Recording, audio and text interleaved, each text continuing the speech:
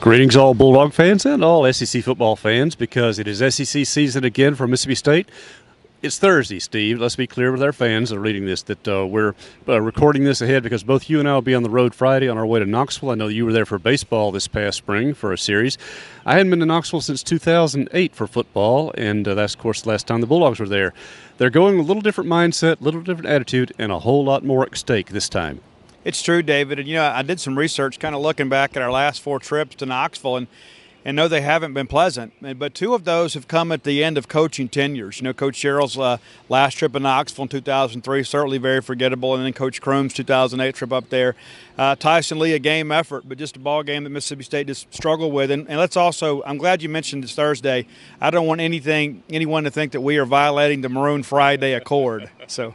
Well, obviously not, and a very nice shirt there, by the way. So I don't know what band that is, but I'll just kind of leave that to you. No, yes, Steve and I will be on the way, and of course, the kickoff is at noon in Knoxville on Saturday. Mississippi State 3-2, 1-1 SEC, had an open day to recover from the loss to Auburn. Tennessee 0-2 SEC now, 1-4 in the season, and really. Mississippi State is intense. They need this game. Tennessee is desperate. They have to have this game if they're going to salvage this season. I don't think there's any question. That's why I think the first quarter is so important. And, David, if you've done any research on Tennessee, you see they have been pretty good starters this year, haven't been able to sustain things. That's why I think winning the first half is so important for Mississippi State. Mississippi State 3-0 this year when they lead at the half. Tennessee 0-4 when they don't lead at the half. And so that halftime advantage, you think, okay, you got four full quarters to play. But with these 2 teams, especially with the youth on both sides of the football for both teams, it's important, I think, whoever gets into the good start and to the halftime lead certainly sets up well for the second half. And, of course, the Bulldogs are rested and ready. We had a chance, to talk to Coach Joe Moret on Monday. We reported on that. Tuesday, we went with offensive players, particularly the 2 quarterbacks, we'll get into in a moment. Yesterday, we talked to defensive guys, Earl Thompson, Cam Dantzler, Chauncey Rivers, and, of course, Coach Tony Hughes, offensive coach, with a chance to speak a little bit. And he has some experience on the defensive side as well.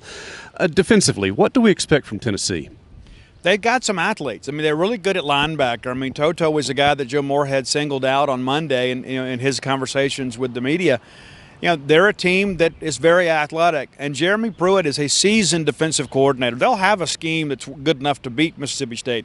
Whether they can execute it remains to be seen, because where they have really been porous is in run defense, as a very talented but very young defensive front against a very experienced Mississippi State offensive line. So we expect State and Colin Hill to be able to run the football against Tennessee, and that might be, David, exactly what you need to win the game.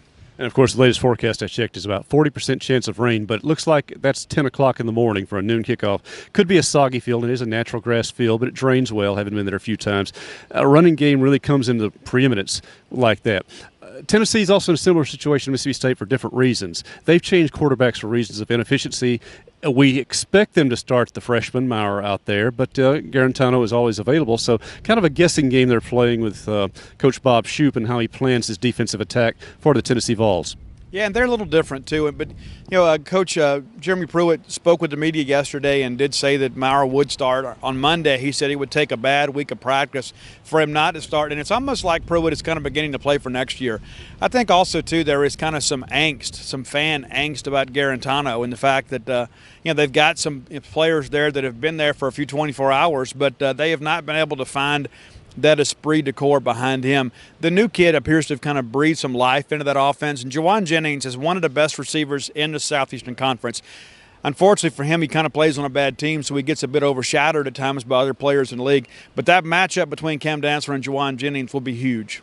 And again, as you know, Tennessee likes to start fast. They'll try to hit some home runs like they did against Georgia early, but if you can hold that down, you feel pretty good about being able to control their offense team. All right, the Bulldog offense, big question of the week. Who starts at quarterback? Both have some what Coach Moorhead now will call lower body. Of course, Garrett Schrader came out of the Auburn game with a little bit of a gimp on one leg. In fact, we saw him in a boot the other night, which is standard procedure. Tommy Stevens had his ankle rolled, the right ankle. Was also in a boot post-game. He came to the media meeting the other night, looked to be in pretty good condition. We talked to Schrader. He seemed okay, had a little bit of wrap on that leg. It's time to make our weekly guess. Who will start at quarterback this weekend? Well, last week we were right, David. We were right last week. Well, last week was an open date, so we got to have that right. Well, and the week before that, so let's say we're on a 2-game winning streak. I guess we knew Garrett would start against Kentucky. because of the situations we had, with the injuries to Tommy Stevens. But, if I had to call it today, I think it's Tommy Stevens. But I think they're both going to play. And I think it's one of those situations, too. When I begin to look at that Tennessee rush defense, I think you almost negate some of your strengths by not having the quarterback run available as Garrett Schrader. And so, Joe has mentioned the possibility of both of them playing. I think that might happen. You might let both of them play and then go with the hot hand. And Coach Moorhead has made very clear his first year and a half. He does not like a two-quarterback system, but his tone seemed to be changing a little bit Monday out of sheer necessity. And like I mentioned, there is the weather chance up there. On a wet field, you would think the running quarterback would be a better option than maybe just the drop-back passer. But he's gone to great lengths to explain that Tommy Stevens can run the ball. Certainly he did some things at Penn State as a running back and receiver, so it's not like that's ruled out entirely. It's just, is he healthy enough on that wheel to be able to make the run plays decisively, which Schrader's so good at being decisive and going, maybe too much so sometimes, and yet still keep that passing game, because Stevens is right now still the superior passer.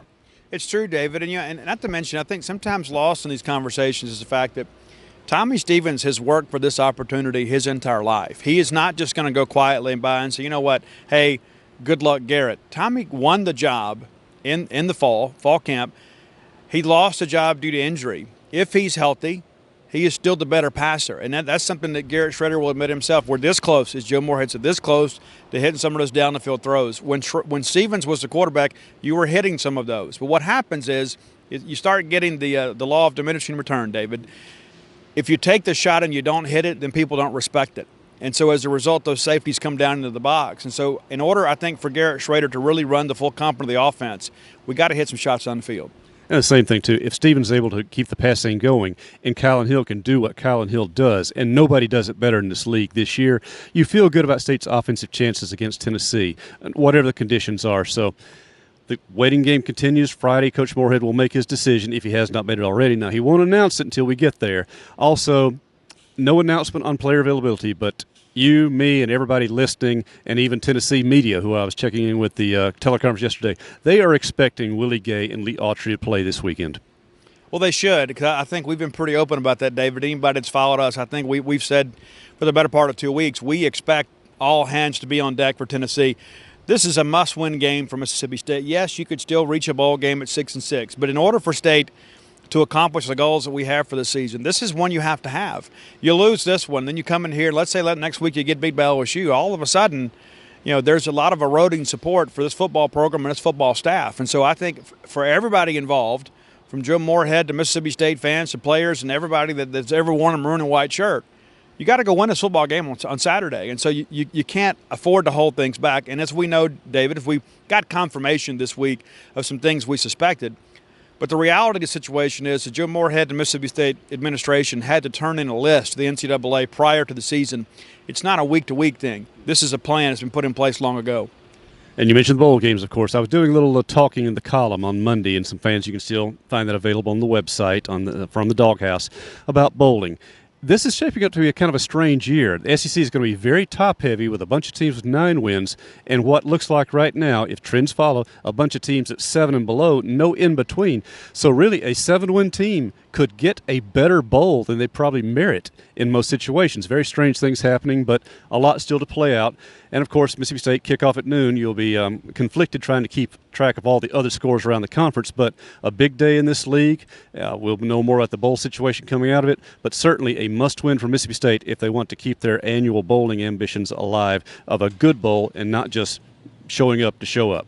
So we'll see how that develops. Steve, you'll be leaving Friday morning, as will I and Kathy, getting up there. By the way, fans, we know over 3,000 tickets have been sold through Mississippi State's ticket office. We know more has been sold through the secondary market, including one that I bought for Kathy. So we'll be up there. A lot of good tickets available, including the state visitors bench. The sections behind them are A, B, C, and D. So go on the secondary market, check those out, and get a good seat to watch your Bulldogs as they play at Tennessee.